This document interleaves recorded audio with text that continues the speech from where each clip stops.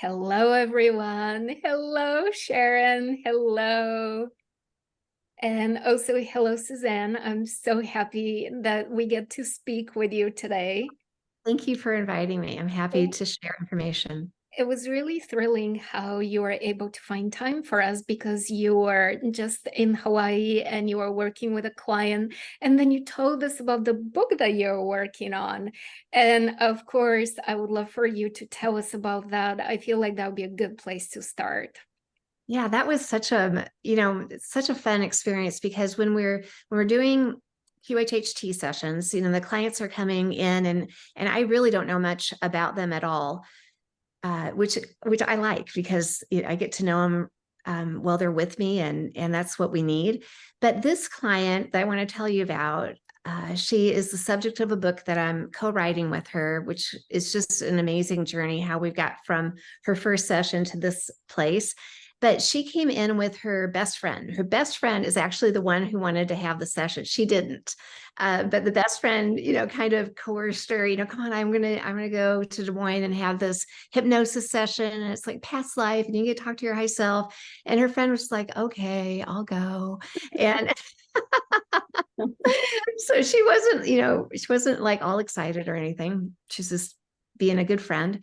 And I gave her friend the session the first day. I do only just one a day. And then this client, her name is Beverly, came in the second day. And she was just the sweetest gal. She's a retired hairdresser and has had a very, very interesting life as far as paranormal things. She's incredibly psychic. She had these paranormal experiences happening early in childhood, a very, very, very difficult family life, which kind of made her turn in and, really dive into these things that she could see and feel and know that others didn't seem to be able to. And so her life story, which is part of what we do, I listen to their life story, was just remarkable. She's really this very scrappy person who's made it through some incredibly difficult times. So she really didn't have any expectations on the session. We start the hypnosis session. The past life was just jaw dropping. I felt like I was sitting in a movie, it was historical and so much detail, and her voice changed to fit her personality in that other lifetime. If that's all we had gotten, it was a fabulous session. But we make the transition over to her high self. We do this in sessions because the client has a list of questions that they've written down about their life that they want to have answers to. And so I'm getting her prepared to get to that amazing part of herself to answer her questions. Just normal. This is what we do in QHHT. And what happens right from the beginning is the voice really shifts. It goes into a robotic voice, and this happens. It's not very super common, but it happens, and it's always a really cool question to ask why the voice is that way, so that the person can understand it. We're recording the session, and you want them to have clarity on this change. So she starts in this robotic voice, and it's all good and great, and it's starting to give this really profound information. And it's talking really about reality on a very wide scale.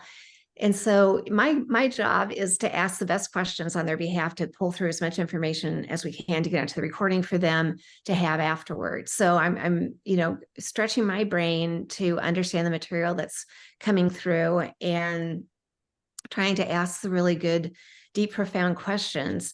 But this part of her reveals that it's not what we would call the high self. She calls herself the designer of our reality simulations.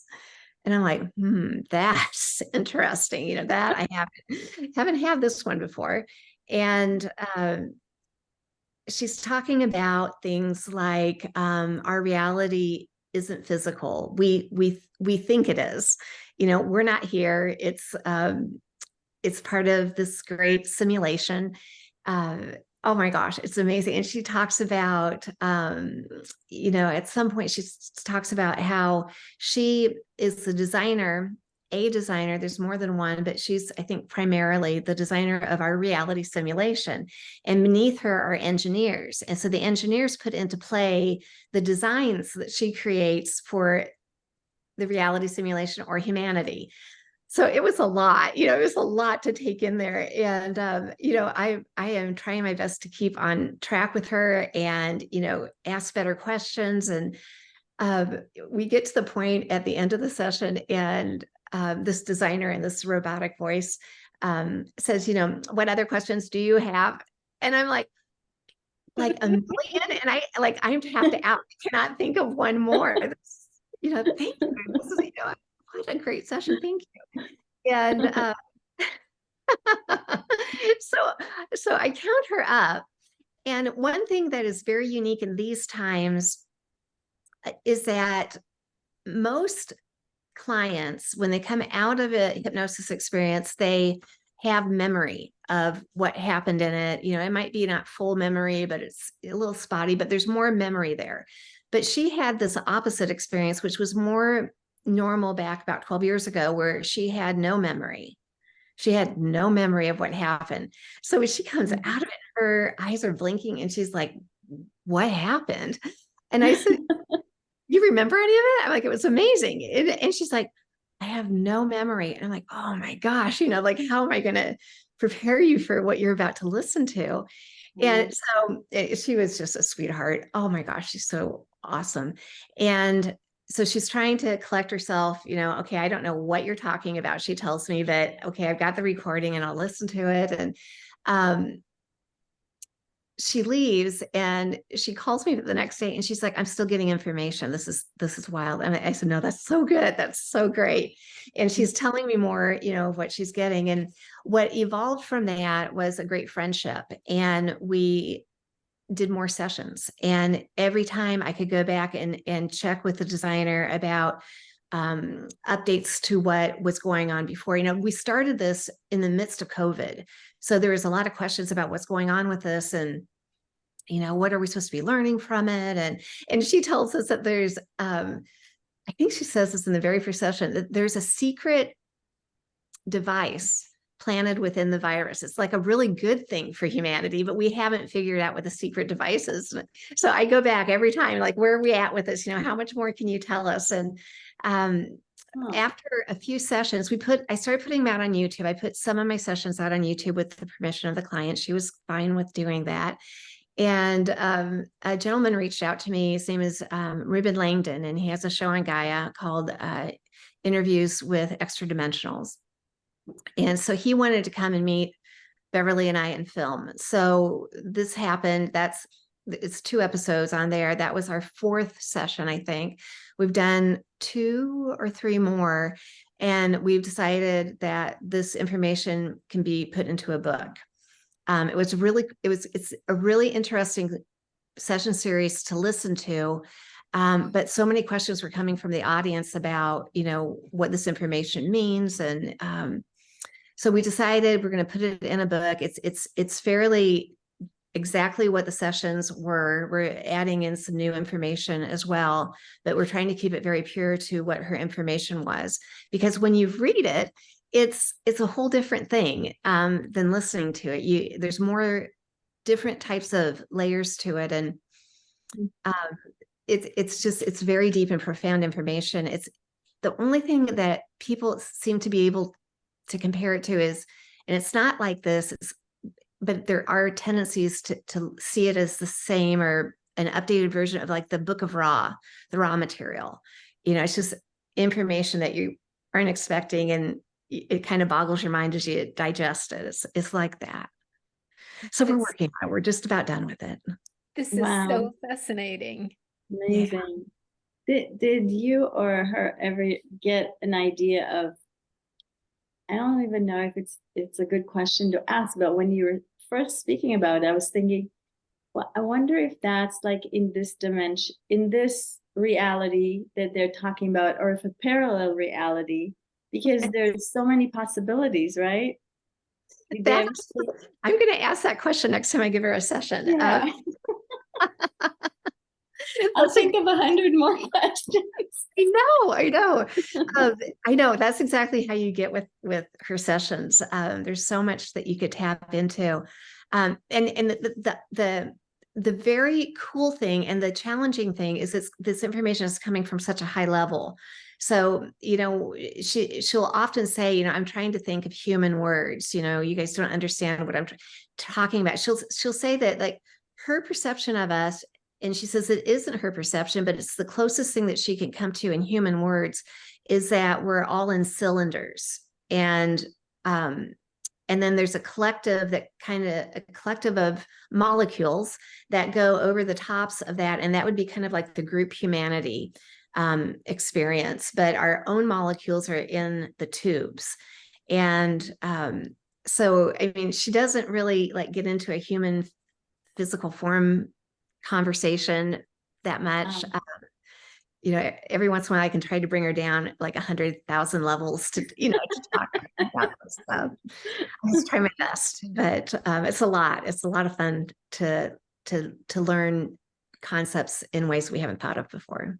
Most definitely. Can you think of something else that you've learned, another concept, something else that expanded your awareness to share with us? Oh my gosh, there is so much. One thing that I've learned, and I think it's both through, oh, this is interesting now I think about it.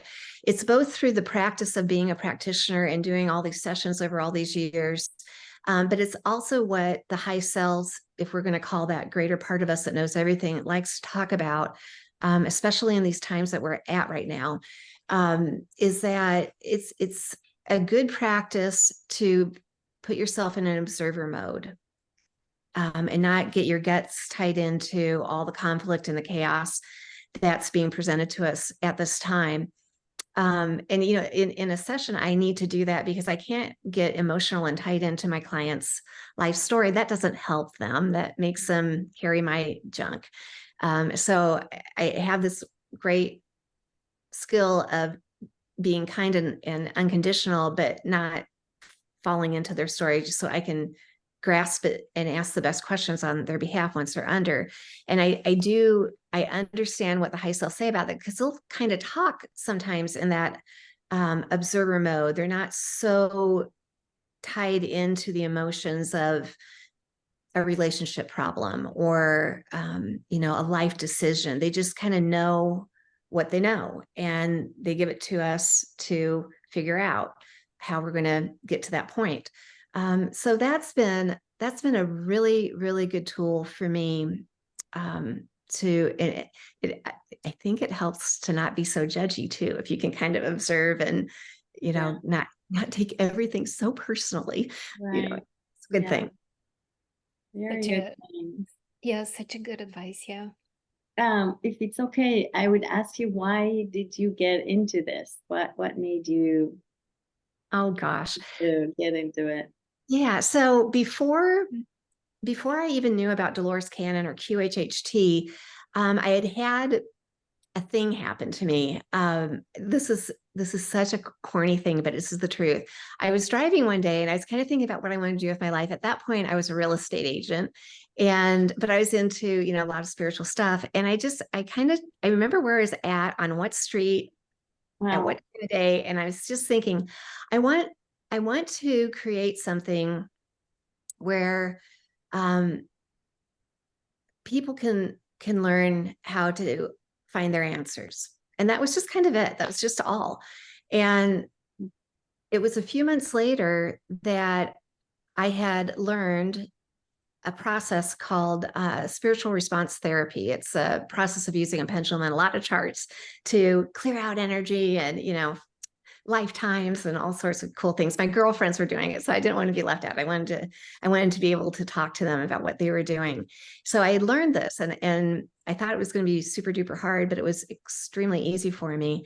And one day I was practicing how to do SRT at home. My kids were at school, my husband was at work, and I just had this really strong urge that my late father was beside me. He and I were very close. He chose to end his life in suicide many years ago. And I had felt connected with him. I've had dreams with him over the years, but this was just such a strong, like he was standing right beside me. And I'm like, interesting. And I'm holding this pendulum. And so I just like, I know my yes and my no directions. And I said, is there someone here in the room? Because I've been trying to guard my heart, a little bit. And it swung really big yes. And I'm like, okay, think how to do this. And I'm flipping through all these SRT charts, but they're not meant for communication. So there's nothing there that I can think of. And so all of a sudden I just think, make a letter chart. And then my left fearful mind came in and went, ooh, gross, don't do a Ouija, that's not positive. And then I kind of talked myself off that one and I went, no, put out that you're just putting it out for the highest, greatest good, and probably nothing will happen, and just see. And so I drew up this really bad letter chart because I'm not a good drawer at all. But I put letters around it, and like, okay, this is crazy, but let's just try it. And I held my pendulum over the center and it starts spelling out words. And I'm like, whoa, like, no, what? And I had a piece of paper and pencil beside me. And so I'd let it go a couple words, and I'd put my pendulum down, and I'd write it down so I didn't forget, and I'd pick it back up, and it would just pick up right where it had left off. And I'm like, this is wild. This must be like an anomaly. But it was it was a really short message, like, this is it, begin soon. We'll be able to measure the gateway to other consciousness or something like that. I can't remember exactly what it is. It's on my website. And I just thought, that's so cool. And that was really strange. And I'm a real positive person, but later that day or the next morning, I sat down to prove it would not happen again. Because I didn't know what the heck to do with it if it happened again. Just like, what? Oh my gosh, my husband's going to think I'm crazy. So I put the pendulum down over the chart, and I'm sure nothing's going to happen. And it spells out, hi, Zippy. And Zippy's my dad's nickname for me. Aww. And my heart just burst. My cheeks went bright red. And I'm like, oh my gosh, maybe we figured it out. Because he and I will always have these really existential talks about time and life and all that. And I'm like, oh my gosh. And so every time after that, I'd sit down, there'd be a message. And I'm like, this is so cool. And, I'd go in my car and I'd think about a message that had come through, and I'd wonder, well, what about this then? What if it was like this? And then I throw that out of my head. I was just thinking to myself, and I'd come back and I'd pick up the pendulum again, and I'd get another message, and they say, okay, about what you were wondering. It's this is the answer. I'm like, oh, you guys, where are you? Like, you're always with me. This is so cool. And eventually they told me that it was going to be a class that I taught. And I just thought that was awesome, because I had no idea what I was doing. I don't know, what in the heck this is. And it was my late grandma came through, and she says, what you're doing is called the art of universal knowing. And I'm like, that's a cool name. I have no idea what this is. But they would work with me, and they give me some beginning parts of what this class looks like.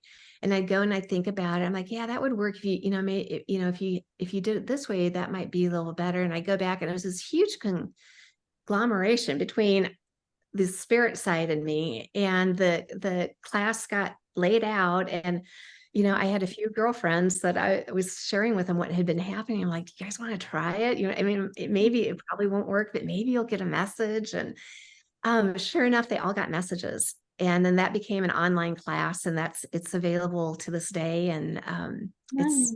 it's awesome. So, okay. So that was like a whole sorry, I totally went sideways on your question. Yeah. So what I loved about the art of universal knowing, or the acronym is TALK, is that it shows people that they all hold the answers within. We don't need to rely on authority and others to tell us our truth. And when Dolores happened to me, that's what resonated with me in her process. Was she wasn't telling anybody the answer. She wasn't doing the healing. She was helping them get to the place within themselves where they could access that. And man, that just made me so happy and excited. And I signed up for the next class, and I sat in the second row and absorbed, every word she said. And I'm like, I think I could do this. And my first session totally stunk. I just thought I had this big L on my forehead. I thought maybe I made a big mistake. Maybe I'm not good at this. But my second session was just off the charts, wildly great. And I'm like, I'm in, like, I want to do this. I love all that you're So sharing. cool. And I have to tell you, I love how you've been guided from one to the other to the other.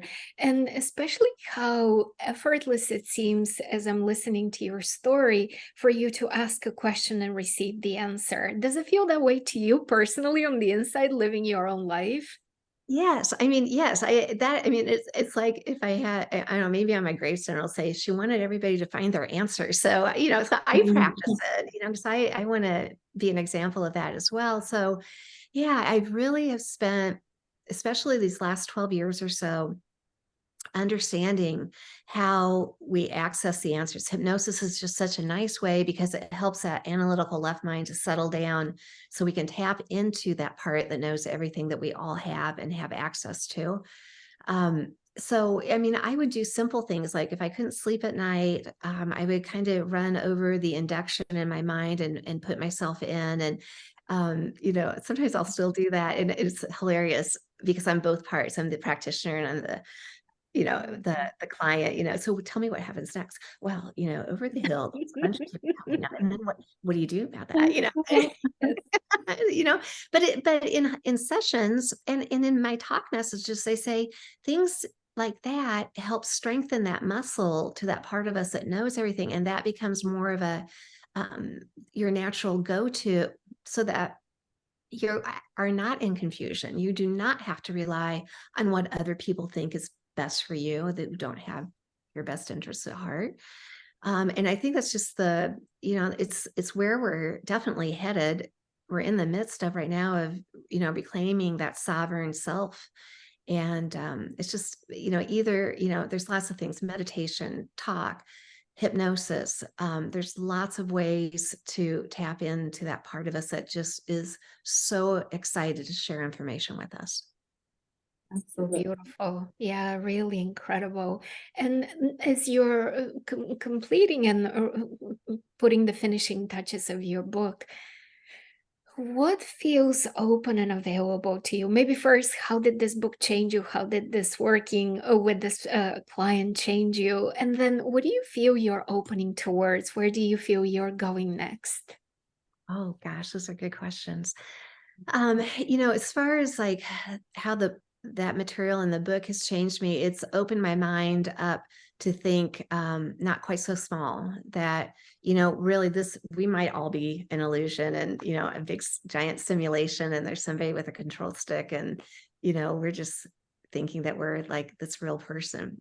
So my mind is wide open to different aspects of reality, and I love that. I mean, I'm a perennial student. I want to learn more. Just this week I had a reoccurring dream where it's me and my husband, but instead of us being married to somebody else as we are in this reality, and then we found each other, we were as young people married and building our lives from that point. And I honestly believe that's a reality, and it's just like I was lucky that night and I got to tap in and see more of what was going on there. So that I think has helped a lot. I think going forward, I'm just really open. My friend Sarah Bressman Cosme and I have started doing these amazing tours to Egypt. We both love Egypt, and it's a topic that comes up a lot in sessions, and it's people's bucket list and curiosity, and so many feel like they've had lifetimes there. So that's we just did a tour this past May, and we've got 2 more coming up next year, and we're working really hard getting those prepared. They're almost, the May 2024 one's about ready to drop. And that has been such a nice change of focus. I love everything I do, but this was taking a group and purposely helping them find their connections to these sacred sites, these pyramids, these temples, I loved it all. And we're like so lucky. We have the best perfect group. Like everybody like loved each other. And if somebody got feeling a little yucky, there's like all these people going, here's this essential oil, here's this cough drop, here's, do you want me to do Reiki on you? Everybody, it was so like 5D plus.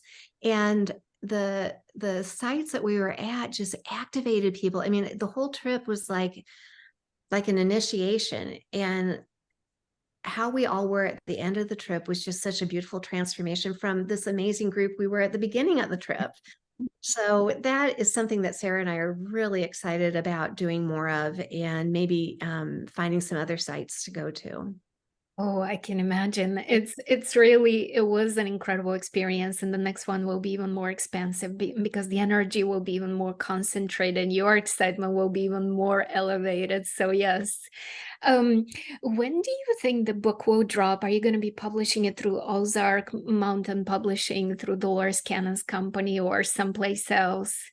I think we're going to self-publish, to tell you the Okay. truth. And Beverly and I are meeting in about 2 weeks, and we're just hammering the rest of it out. So everything's transcribed. We're mostly through all of the edits, and then as fast as we can get it through that process, we'll do it. And we were gabbing recently, and she's like, I'm being told that we're already doing the second book. And I'm like, you tell them, hold on, let me get then we'll talk second book. But she has so much information to share. And I mean, now, even maybe more so than before she had her session, she's just, it just flows through her. So a lot of good knowledge, a lot of ancient wisdom coming back. Amazing. So very exciting. Do you have a working title for it? Well, no, I mean, it's probably going to be the designers of our reality simulations, just because that's such a fundamental part of the book. But yeah, it'll probably be that. Not 100% sure. You'll have to come back and tell us all about it as you put it out. Yes. But I have a couple of questions. Am I Please, interrupting yes. you, Mira? No, please. Kind of a more enlarged scale is, you mentioned before that about 12 years ago or something, when people would go under, they would not remember it, but now it's different. So what do you contribute it to? And the other question was, what other kind of blow your mind experiences you've been having lately? Oh my gosh. Okay. Oh gosh. Okay, so I'll try to do this as fast as possible, because that's such an important topic of why people used to not remember their sessions and now why they're feeling more aware. It's actually part of our human evolution, is what I've discovered through, one of my most favorite parts of my job is that I get to hang out with a lot of high selves. I get to ask a lot of questions. I'm very just so curious. And so when I started doing sessions, it was in 2012. And back in that time, a little shift had started to happen. I'd say 2010 and before, it would have been absolutely normal for everybody who had a QHHT session to have what we called amnesia experience. They did not fall asleep in the session, but to them, it almost felt like they did, because they weren't aware during the session. They didn't have memory of it afterwards. That was normal for a long time before that. Then this change started to happen where a few clients, it's kind of like they would come up in the midst of the session where they didn't used to do that. And they'd say, I think I'm making this up, or I don't think I'm in deep enough. But the practitioner would know, no, they're actually doing really good, because you could tell by the content of their material that they were talking about. This wasn't surface, this is deep. So it's just so interesting. And then the other change that we started to notice was that after the session, they were remembering a lot more than what they used to. And they used to have this big block on this amnesia. And so it was this huge quandary back when I started. And so in a lot of questions and answers over the years, it's this beautiful story they tell me, the high cells, that no, this is by design. The amnesia was because we as a collective had bought into a false belief that if you're making it up, it isn't real. If you're making it up, it isn't real. That was given to us by the controllers, because if we knew our creativity and our imagination, which is the right side of our brain, which is the high self, if we knew we had that and it was powerful, then they couldn't control us, right? So people were starting to wake up, you know, a long time ago, you know, 1980s, 1990s. They were starting to wake up and wonder about these other, you know, could they have had other lifetimes? Why do I feel so drawn to Italy? Why do I just hate my sister? You know, it's like, why? And so they could go into this deep state and retrieve all these answers. But because we were still believing that concept that if you're making it up, it isn't real. If we would have had that awareness back then, we would have said, oh, yeah, whatever. That wasn't real. I was just making it up. And we would have devalued that information that we gave ourselves. So the high selves one-upped the controllers and took the memory away, the amnesia. It was brilliant because people would come out of these profound experiences and they wouldn't have recall of it, and they'd go listen to the recording and they're like, oh my gosh, that has to be real because I don't remember any of it. See how smart that was? And that got the ball rolling, got people waking up, and they talk to their friends, you know, I was a blah blah blah and the blah blah blah in this past life, and the friend would be like, oh my gosh, I wonder if I was a blah blah blah and the blah blah blah. You know, and it opened people's minds up. And but what the high self say is that was to get the ball rolling. Once we got over this crutch of thinking that if we're making it up, it isn't real, then the real work started. And they said, you know, if this is amnesia days and this is where you have full access to all of your knowledge, just like you do in a session, kind of like a high self and awaken aware body. So these are this is point A and point B. It's taken us about 12 years, 11 years to get really close here. And so what that's like for people, we see it demonstrated in a session, is over this time, they've started to feel more aware during the sessions. And that's a good thing, because what the high self say is it's teaching you how to be at this point, how to be a high self in an awakened aware physical body, how to help your left brain let go of fear and worry so that you can really be this right side of your brain that knows everything and loves you unconditionally. And they say if we would have gone from amnesia to fully awakened aware in a blink of an eye, it would have fried our circuit boards. We couldn't have handled it. So we've had to take it as a whole in small steps until we get there. But now we're like right there. We're just there. So it's actually a gift. And the fun part of that is in a session, sometimes people they'll come up and ask some of their own questions, you know, maybe the high self's, you know, giving this profound answer to one of their big life questions. And they might come up a little bit and go, but what if I would have made that choice? What would it have been? You know, and then they kind of like go back in, and the high self goes, well, you know, if we would have gotten out that path, you know. And so it's kind of it's a new way of expressing themselves. And it's showing them that they can trust this part of them that knows everything, that, you know, we water down and call epiphanies, ahas, our gut, our intuition. But that is the part of us that knows everything. And our creativity and our imagination is that direct connect source knowledge. Right. And I feel that it's similar with channelers, that back in the 80s, 70s, 80s, 90s, maybe, the channelers would be more trans channelers, where they would not be conscious of, and now more and more people could just kind of move aside and just let the information come through while they're still aware and conscious, you know? So I do feel that there is something like what you're saying. Yeah. Example that I can give that I think we all can relate to is, you know what it's like when you're talking with somebody you really, really care about, and they're having a heck of a hard time, and you want to give them good advice, but you don't even know what to say because that's never happened to you.